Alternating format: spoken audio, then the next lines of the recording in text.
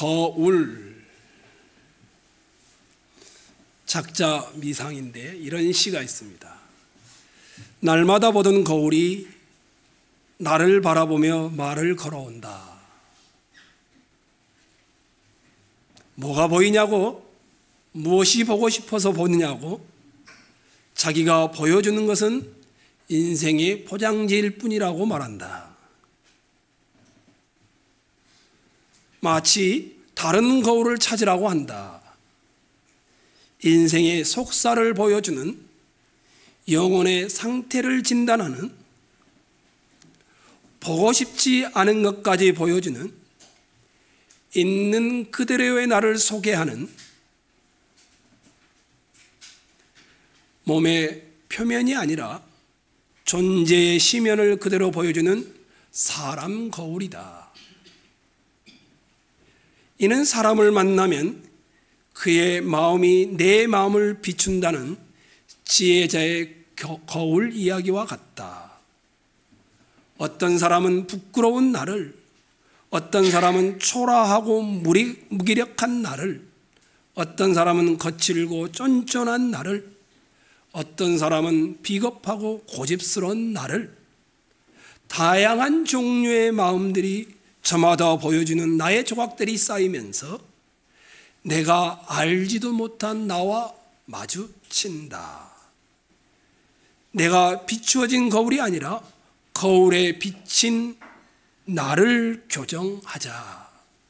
나의 어두운 뒷면을 보여주는 그 사람 거울의 깊은 감사를 표하면서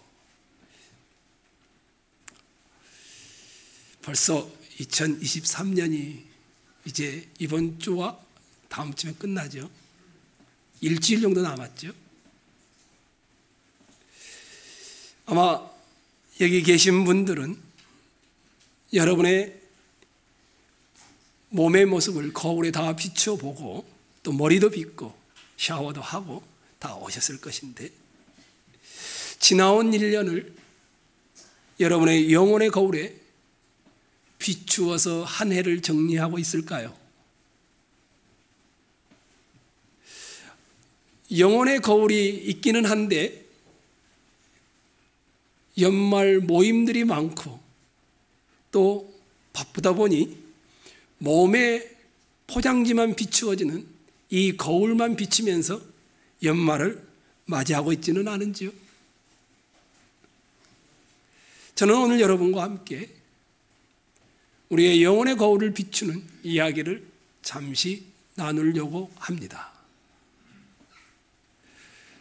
초막절의 마지막 큰 날, 예수님의 초청이 있었죠. 그리고 많은 사람들이 반응을 했었죠.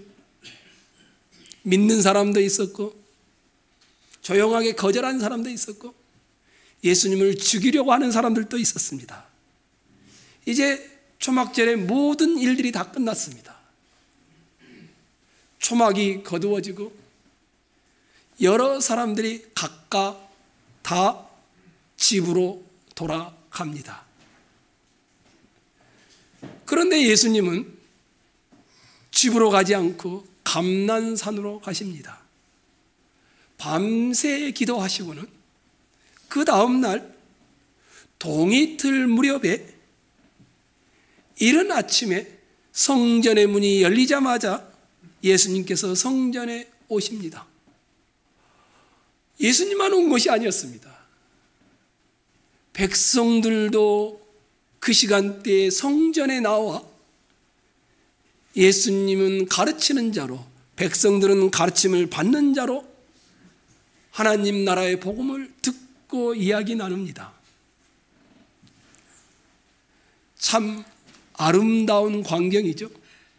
새벽동이 터오는데 가르치는 자와 가르침을 받는 자들이 한자리에 있습니다. 이렇게 이른 시간임에도 사람들이 성전에 나와 가르침을 받고 있는 열심을 보니 감동도 받습니다. 얼마만한 시간이 흘렀는지 모르겠습니다. 이 은혜롭고 아름다운 시간을 깨트리는 듯이 서기관과 바리새인들이 현장에서 음행을 하다가 붙들린 한 여인을 끌고 그곳에 들이닥친 것이었습니다. 예수님께서 성전에서 백성들에게 하나님 나라의 복음을 가르치는 동안에 서기관과 바리새인들은 간음 중에 잡힌 한 여인을 끌고 와서 그 가운데 세웁니다. 그리고 다른 사람이 막 몰려 들어왔습니다. 선생님, 이 여자가 간음하다가 현장에서 잡혔습니다. 우리가 믿고 있는 모세는 율법에 이러한 여자를 돌로 치라고 하였습니다. 선생님의 의견은 어떻습니까?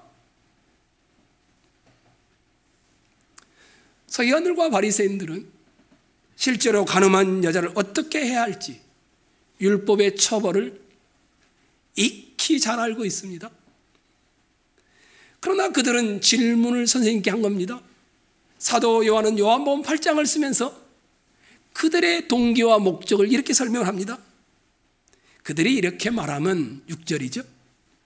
고발할 조건을 얻고자 하여 예수를 시험함이러라.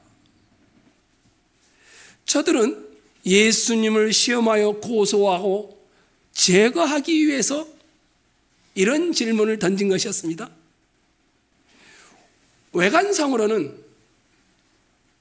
예수님께 의견을 물었으니까 자문을 구한 듯 보이고 굉장히 정당한 사건을 들고 나온 듯 보였지만 이것은 어디까지나 예수님을 죽이기 위해서 종교 지도자들이 꾸민 음모여 야비한 함정이었습니다. 한번 여러분이 이 본문을 조금만 더 자세히 생각한다라고 하고 봐보십시다.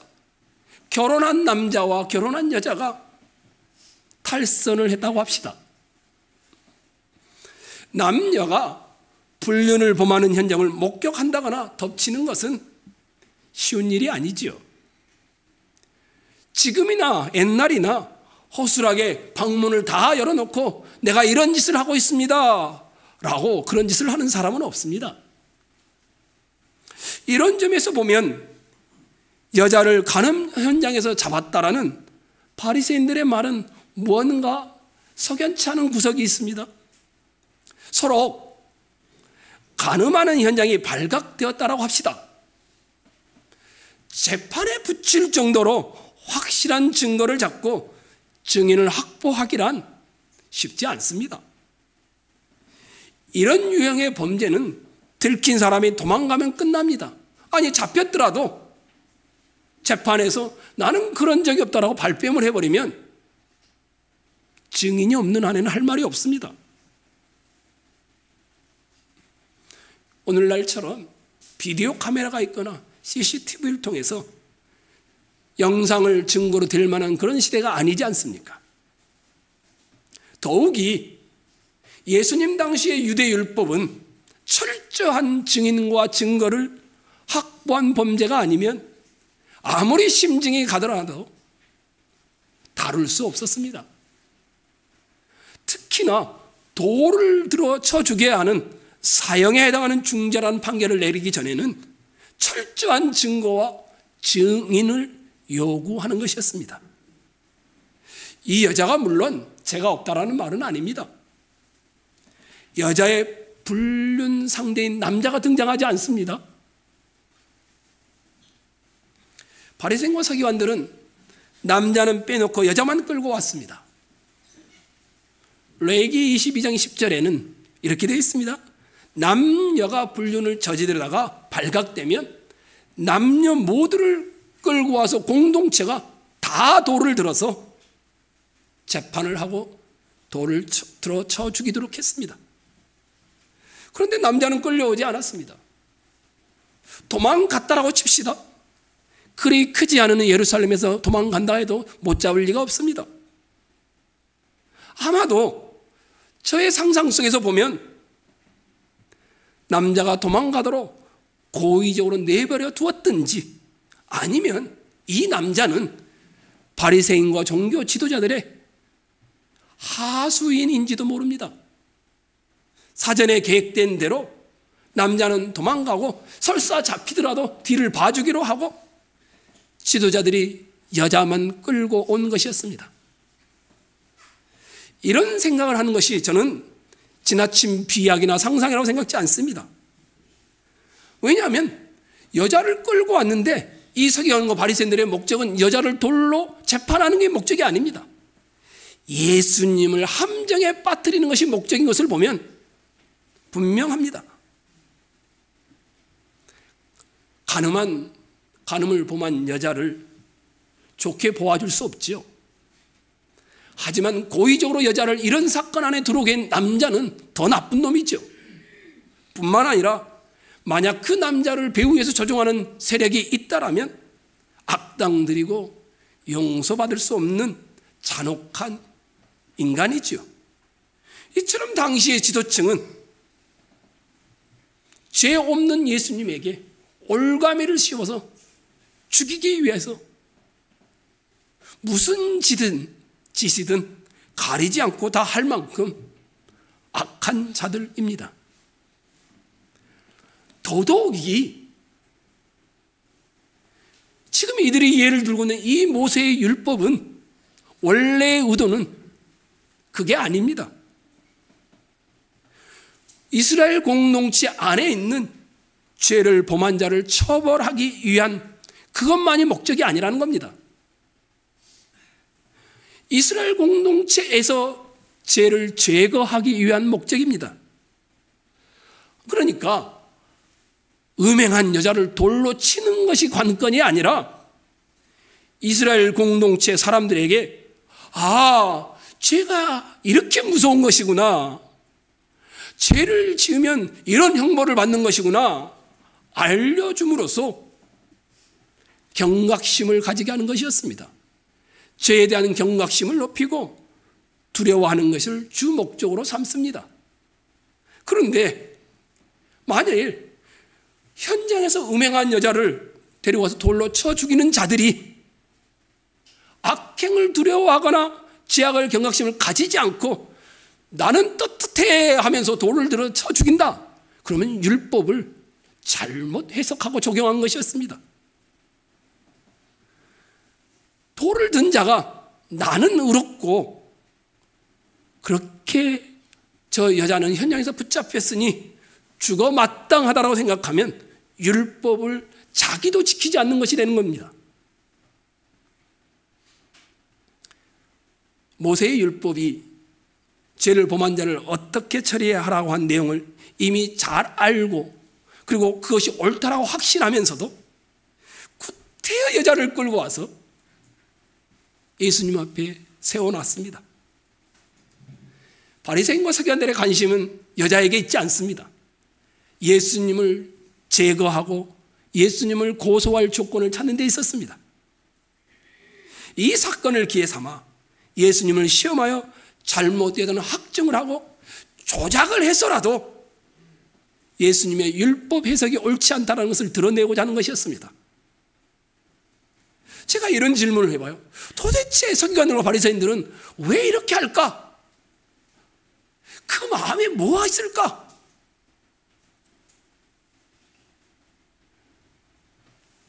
간음하다 현장에 붙잡힌 여인을 끌고 와서 많은 사람들이 있는 곳에 성전에 그 여인을 한가운데 세워놓고 있습니다.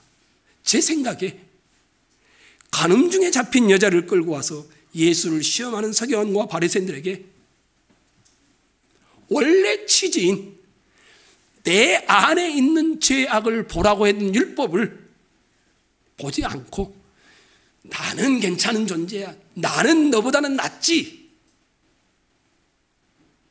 이런 인식이 앞선 것입니다. 서기관과 바리새인들의 예수를 의도적으로 고의적으로 시험할 수 있는 것은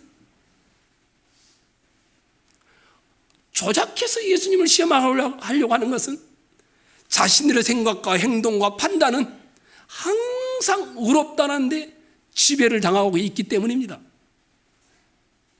이들은 자신들이 의롭고 옳다는 것을 드러내기 위해서 다 다른 사람의 악을 들추어내고 있습니다.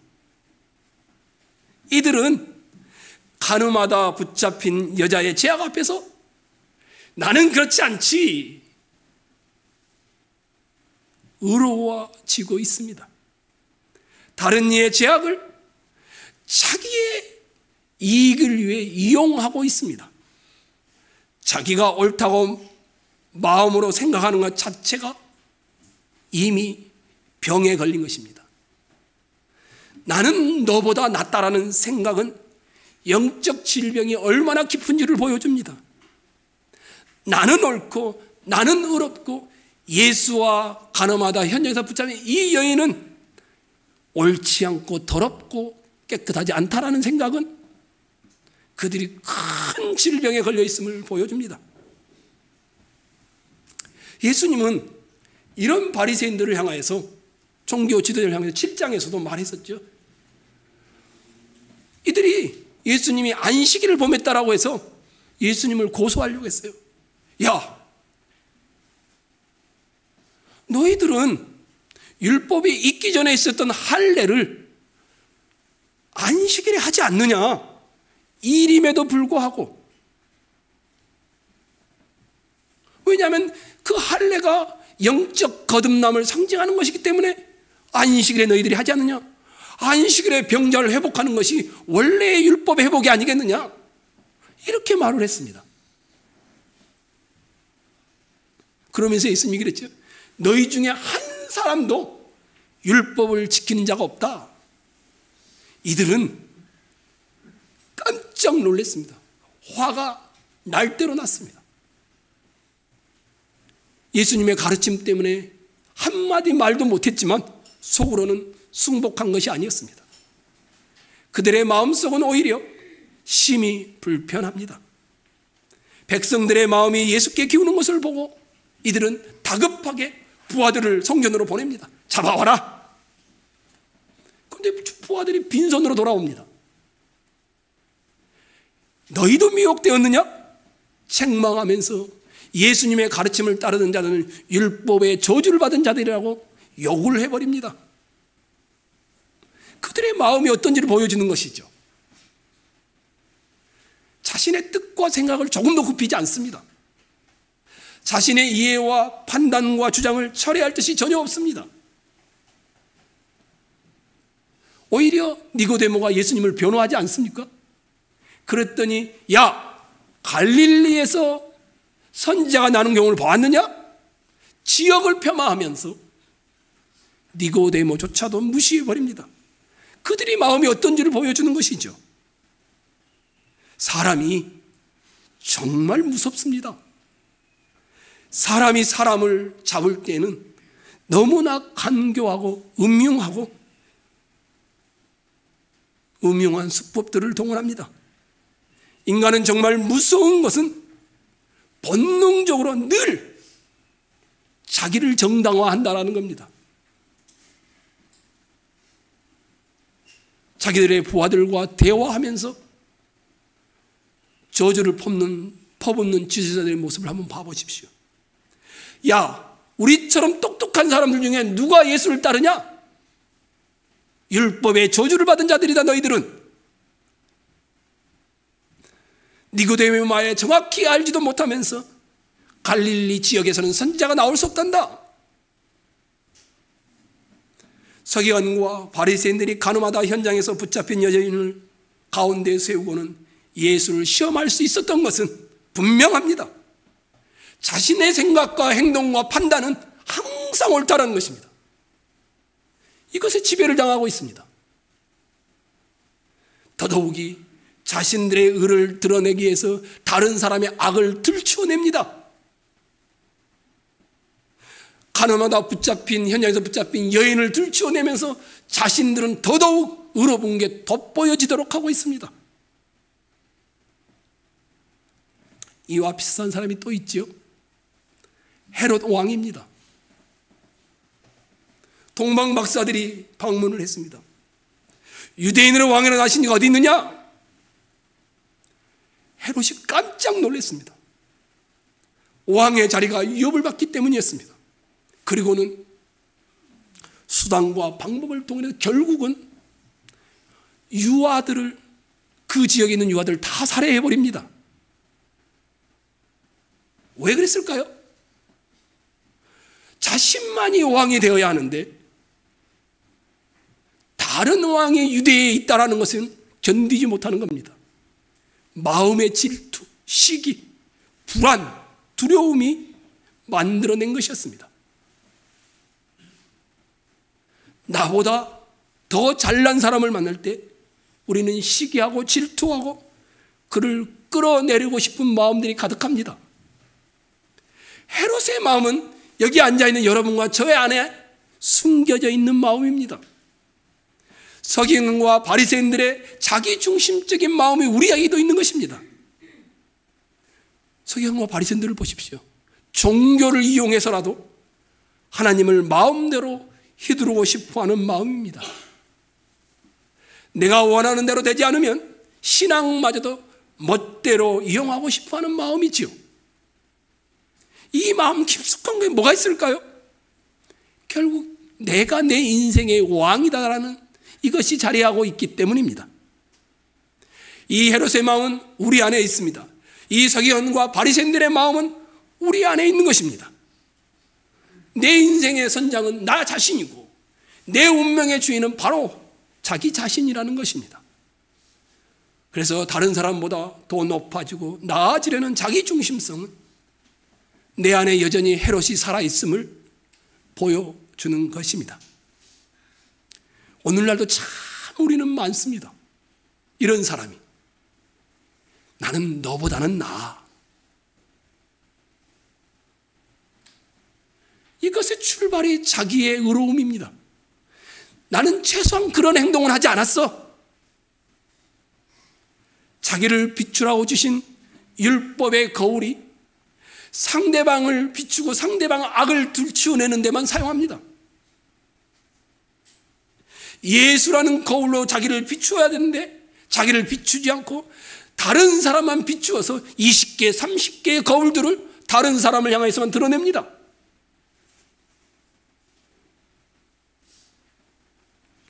예수님은 이런 그들이 질문해 오자 어떻게 행동하실까요? 6절을 봐보십시오. 그들이 이렇게 말하면 고발할 조건을 얻고자 하여 예수를 시험함이라라. 그 다음입니다. 읽겠습니다. 예수께서 시작.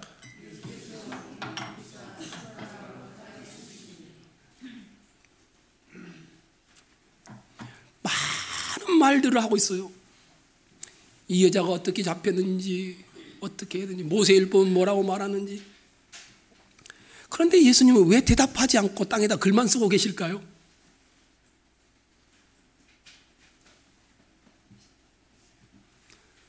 일단은 예수님은 가늠한 여인의 죄악을 들추어내면서 자기를 뽐내고 있는 바리새인과 서기관들에게 침묵합니다. 어쩌면 제 생각에는 침묵함으로 너무 많은 말을 하고 있는 그들을 책망하고 있는지도 모릅니다. 그들의 그 어리석은 열기에 휩싸이지 않고 무시합니다. 우리는 너무 많은 말을 하지 않나요? 우리는 너무 자기 자신이 판단의 주체가 되어 있지 않나요? 타인의 죄악을 너무 잘 드러내기 위해서라면 수많은 말들을 하지 않나요? 여러분, 말 없이 몸을 굽혀 땅에 글을 쓰시는 이 예수님의 모습을 한번 봐보십시오. 더 나아가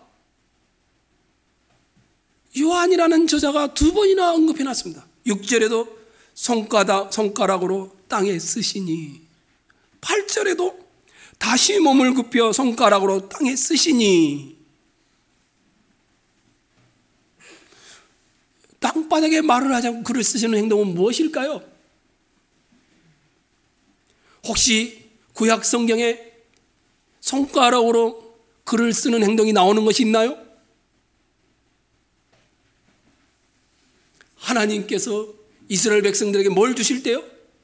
십계명 돌판을 주실 때 직접 손으로 써서 이스라엘 백성들에게 준 옛일을 떠올리게 하는 것이었습니다. 하나님이신 예수님께서 모세를 통하여 지금 이스라엘에 주어진 율법과 계명이 하나님이 친히 손가락으로 기록하였듯이 직접 주신 계명을 무언의 행동으로 보여주고 있는 것입니다. 얘들아, 너희가 말하고 있는 그 율법은 사람이 만든 것이 아니야.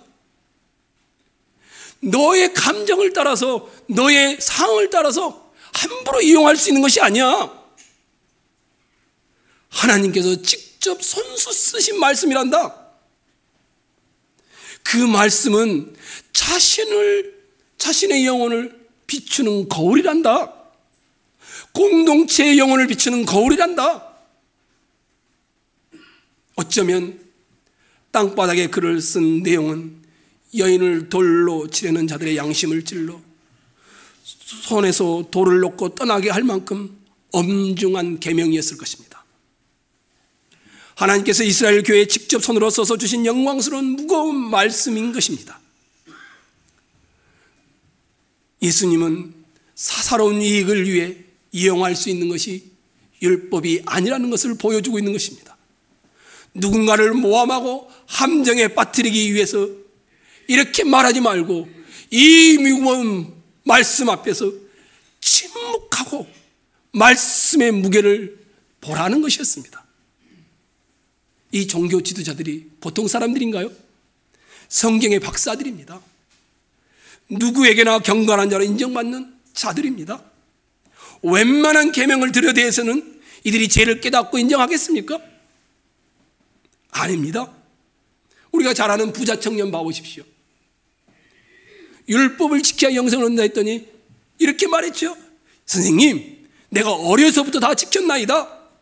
십계명을 갖다 대도 이렇게 대답하는 사람들에게 웬만한 계명을 갖다 댄다고 해서 스스로 죄인임을 인정하겠습니까? 예수님께서 쓰신 글은 분명히 이런 자들도 양심의 가책을 받지 않을 수 없는 그런 내용이었을 것입니다. 입만 열반 말씀을 거론하면서 그 거룩함을 자랑하지만 사실은 언제든지 주의 율법을 자신들의 이익의 재료로만 삼고 있는 그들의 모습.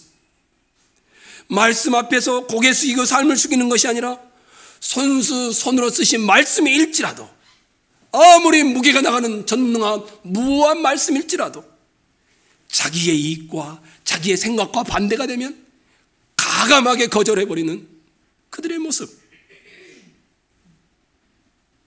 산상수훈에서 우린 잘 알죠. 서기관과 바리새인들은 율법을 어떻게 했습니까? 살인하지 말라. 사람을 죽여야만 살인하고 생각했습니다. 근데 예수님은 뭐라고 말했죠? 미움이 곧 뭐다? 살인이라고 했습니다. 살인하지 말라는 계명은 마음으로도 미워하지 말라는, 아니, 살인은 마음으로 미워하는 것으로부터 시작된다는 것을 말씀하셨죠. 훨씬 더 깊은 내용이었습니다. 간음하지 말라. 예수님이 뭘 간음이라고 했었죠? 남편이 결혼한 사람이 다른 아내나 다른 남자와 관계를 갖는 것을 그들은 간음한 것이라고 했어요. 근데 예수님은 뭐라고 말했습니까? 마음으로 음란한 생각을 하는 것 자체가 벌써 간음한 것이다. 율법의 참뜻이 얼마나 높고 거룩하고 엄중한 것인지를 가르쳤습니다. 그런데 저들은 어땠을까요? 수많은 말을 하고 자기가 옳음을 드러내고 자기의 의를 드러내기 위해 다른 이의 악을 이용하고 들추어낼 뿐입니다. 영광스러운 무게가 있는 하나님의 말씀도 자신의 이익을 위해 사용합니다. 저는 교회에서 제가 사역을 하면서 가장 듣기 어려웠던 내용 중에 하나가 그런 것이었습니다.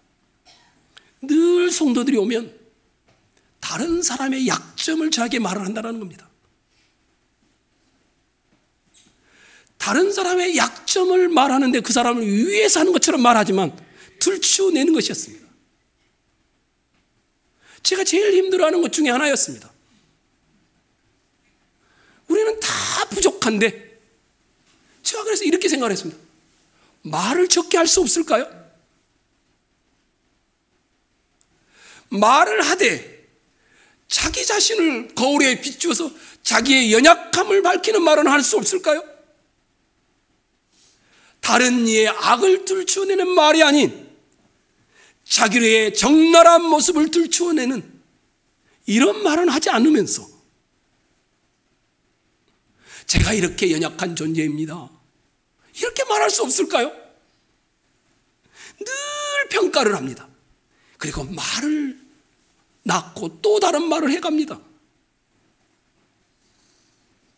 어쨌든 예수님께서 글을 쓰신 의도를 이들이 알았는지 몰랐는지 모르겠지만 지도자들은 침묵하고 계신 예수님께 계속하여 묻습니다. 7절에 보십시오. 그들이 묻기를 마지 아니하는지라. 그러자 예수님이 굽혔던 몸을 일으켜 세우면서 대답을 하십니다. 그들이 묻기를 마지 아니하는지라야. 이에 일어나 이르시되. 그 다음 여러분이 읽겠습니다. 시작.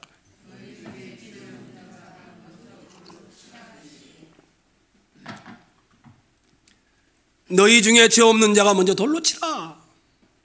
땅바닥에 글을 쓰고 계신 예수님의 의도가 무엇인지 분명하죠. 그러고 나서 다시 몸을 굽히시고는 쓰시던 글을 계속 쓰십니다. 그제야 예수님의 의도를 짐작하였는지, 예수님이 땅바닥에 쓴 글의 의미를 인지하였는지 사람들이 양심의 가책을 받고는 하나씩 다 떠나갑니다. 너희 중에 죄 없는 자가 먼저 돌을 치라는 이 예수님의 말씀은 거기에 돌을 들고 서 있었던 유대인들, 서기관과 바리새인들, 그들의 마음의 심리의 전곡을 찌른 것이었습니다. 다른 사람의 죄를 들추어내고 자기는 다른 사람은 낫다라고 자기의 의를 자랑하는 이들에게 죄 없는 자가 누구인가 묻는 것이었습니다. 성경에는 하나님 앞에 의인은 한 사람도 없다라고 말합니다. 어느 누구도 하나님 앞에서 자랑거리가 없다라는 겁니다. 예수님은 이 대답으로 너희 중에 죄 없는 자가 먼저 돌로 치라, 이 대답으로 타인의 죄악을 보는 자들로 하여금 내 자신도 돌로 칠 만큼 죄인인 것을 보게끔 요구하고 있는 것입니다. 자신의 영혼을 하나님의 거룩한 거울 앞에 비추어 보라는 말이었습니다. 죄 없는 자가 돌로 치라. 남의 허물을 보기 좋아하고 남의 호기를 보기 좋아하는 이 본성을 향하여 예수님이 공격하는 것이었습니다. 남의 허물을 볼 때 말하기를 좋아하는 자들 향하여 자기의 허물을 보고 반성하라는 의도였습니다. 자신의 내부 깊숙한 곳에 숨어있는 무서운 죄의 욕구를 뚫어보며 두려워하라는 경고였습니다. 남의 눈 속에 있는 티를 보면 내 눈 속에 있는 들보를 보라는 권면이었습니다. 남의 죄악에 대해 돌을 던지기 전에 먼저 자신의 죄악에 대하여 돈을 던지라라는 강력한 요청이었습니다. 다른 이에게 돌을 던지기 전에 나는 죄인이 아닌가를 살피라는 것입니다. 남의 죄악은 나의 죄악의 거울일 뿐입니다. 다른 이의 죄악을 보면서 나의 죄악을 인식하지 못하는 자는 거울을 가지고 있지만 항상 다른 사람만 비추는 겁니다. 자기를 비추지를 않습니다. 그런 자와 똑같은 겁니다. 죄 없는 자가 먼저 돌로 치라. 그런데 이 말씀이 남의 죄에는 예민하나 자신의 죄에는 무지한 모렴치한 자들을 돌아보게 하고 한 여자를 구원하는 이 정도의 의도였을까요? 죄 없는 자가 먼저 돌로 치라. 예수님의 의도는 훨씬 더 깊다라고 생각합니다. 죄 없는 자가 먼저 돌로 치라는 이 예수님의 말씀은, 그리고 땅바닥에 글을 쓰신 내용은 사실 음행한 여인을 향하여 주는 말씀이 아니고 돌을 들고 있는, 그리고 그 주변에 있는 서기관과 바리새인들을 향하여 주신 글이고 말씀이었습니다. 예수님께서 쓰신 글과 저들에게 하신 말씀은 나는 너보다 낫다, 의롭고 경건하다고 생각하면서 범죄한 자를 돌로 치려고 돌을 들고 있는, 그리고 소리 들이면서 말을 많이 하고 있는 그들을 향하여 자기 자신의 죄와 맞닥뜨리게 하는 것이었습니다. 선생님, 이 여인은 돌로 쳐 마땅합니다. 이것이 율법의 전부라고 생각하고 있는 그들에게 예수님은 율법의 참된 해석을 해놓고 있습니다. 그 율법의 의도는 그게 아니란다. 돌을 들어서 이 여인을 치기 전에 내 자신을 비춰보라는 의도였단다. 자신을 돌로 먼저 쳐야 할 것인지를 보라는 것이었단다. 결혼한 후 다른 남자 또는 다른 여자와 성관계를 갖지 않으면 간음하지 말라는 계명을 다 지켰다고 생각하는 그들에게 마음으로 음욕을 품으면 벌써 간음한 것이란다 라고 말씀하신 것이었습니다. 예수님께서는 죄 없는 자가 먼저 돌로 치라, 이 말씀을 통하여 모든 사람이 율법 앞에서 얼마나 사악한 것인지, 부패한 성품을 따라 항상 악을 행하는 자요, 하나님께서 요구하신 율법의 의와 선을 실행할 수 없는 무력한 자로 정죄당할 수밖에 없다는 것을 보여주는 것이었습니다. 저 여자가 죄인이 아니라, 저 여자가 먼저가 아니라 내 자신이 먼저 돌로 쳐 죽임을 당해야 마땅한 자입니다. 자기 안에 있는 근본적인 죄성과 맞닥뜨리게 하는 것이었습니다. 부패하고 악하고 연약하고 무능한 인간의 실상을 보여주는 것이었습니다. 오늘 본문은 한 여자를 구원하기 위한 예수님의 말씀이 아닌 것이었습니다. 오늘 본문은 율법에 주신 뜻이 무엇인지를 정확하게 드러내는 것이었습니다. 모든 인간은 율법 앞에 돌로 쳐 죽임을 당할 수밖에 없는 자라는 겁니다. 죄가 밝히 비춰줌으로 하나님의 국률의 은혜를 간절히 사모하도록 하는 것이었습니다. 여러분 스스로에게 물어보십시오. 이렇게 부패하고 무능하고 무력한 죄인에게 거룩한 율법을 주신 뜻이 무엇이겠습니까? 스스로 한번 생각해 보십시오. 하나님의 은혜를 바라보게 하는 것이었습니다. 아, 내가 살 길은 율법을 지키면서 할 수 있는 것이 아니구나. 말씀에 순종하며 살아야 하는 것은 알지만 나는 그렇게 되지 않는구나. 하나님의 베푸시는 긍휼의 은혜가 없으면 하나님 앞에 설 수 없는 자이구나. 이걸 알게 하기 위해서였습니다. 예수를 바라보게 하는 것이었습니다. 십자가의 저 죽음이 율법의 저주의 죽음이었구나. 나 대신에 죽으신 죽음이었구나. 이것을 확인하도록 하는 것이었습니다. 말씀의 결론입니다. 남의 눈에 티는 보면서 자기 눈에 들보를 보지 못하는 바리새인과 서기관들에게 예수님께서는 여인의 처지가 남의 처지가 아니고 바로 내 자신의 처지라는 것을 깨닫게 하셨습니다. 율법의 정죄 앞에 돌을 맞아 죽을 수밖에 없는 죄인의 비참한 것은 저 여인뿐만이 아니라 남의 일이 아니라 내 자신도 똑같다라는 것을 보게 하는 것이었습니다.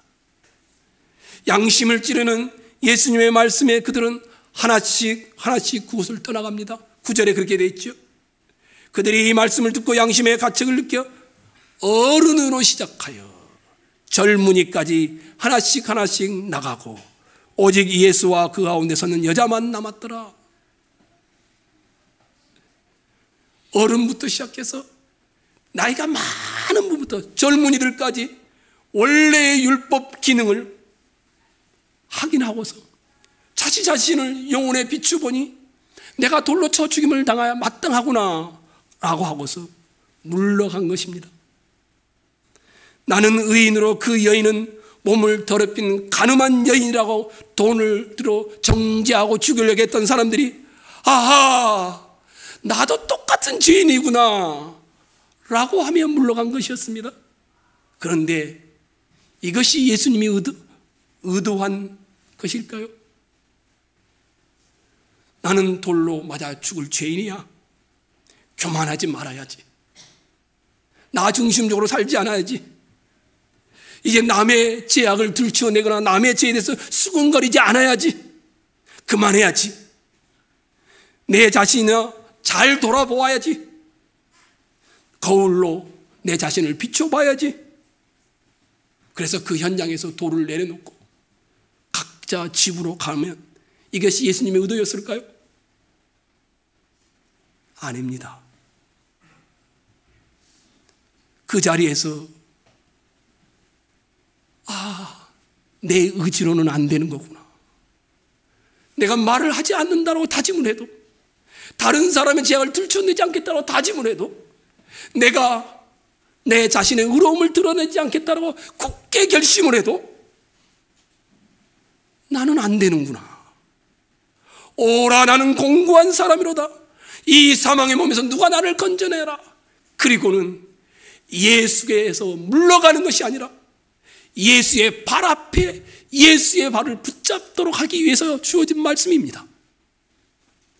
자신들을 대신하여 인간의 참혹한 저주를 십자가에 받으신, 자신들을 대신하여 고통을 당하시고 십자가에서 소리치시면서 엘리 엘리 라마 사박다니, 나의 하나님 나의 하나님 어찌하여 나를 버리셨나이까. 예수가 나 때문에 십자가를 지신 그 은혜를 붙잡는 길만이 내가 돌을 내려놓을 수 있는 길이구나. 이것을 확인토록 하기 위해서였습니다. 부끄러워 돌아가지 말고 하나님의 품에 안기라는 것입니다. 너를 기다리고 있으니 예수에게 돌아와 애타게 쳐다보며 기다리는 그 아버지의 품으로 돌아오라는 것입니다. 2023년 다 끝나가고 있습니다. 성도 여러분, 우리는 연약함 투성이지요. 말로 할 수 없을 만큼 죄악되어 있지요. 죽임을 당할 죄인입니다. 그러나 예수께로 돌아오십시오. 예수께서 여러분들을 정죄하기 위하여 이 말씀을 하시는 것이 아닙니다. 죄인은 우리에게 희망이 없으니 그 예수께 돌아와 그 예수를 붙잡으라는 내용입니다. 어서 돌아오. 어서 돌아만 오. 지은 죄가 아무리 무겁고 크기로 주 어찌 못 담당하고 못 받으시리요. 우리 주의 넓은 가슴은 하늘보다 넓고 넓어. 밤마다 문 열어놓고 마음 졸이시며 나간 자식 돌아오기만 밤새 기다리신다오. 채찍 맞아 아파도 주님의 손으로 때리시고 어루만져 위로해 주시는 우리 주님의 넓은 품으로 돌로 쳐 죽임을 당할 것 같은 죄인들아 돌아오라라고 말씀하고 계십니다. 우리가 살 길은 다짐하는 길이 아닙니다. 내가 더 이상 정죄하지 않겠다, 말을 많이 하지 않겠다, 다른 이의 허물을 드러내지 않겠다, 그래서 되는 일이 아닙니다. 예수에게, 예수의 십자가 아래 여러분 그 발목을 붙잡으시고 돌아오십시오. 주의 품에 안기십시오. 그것이 우리가 영적 새 생명을 누리는 길일 줄 믿습니다.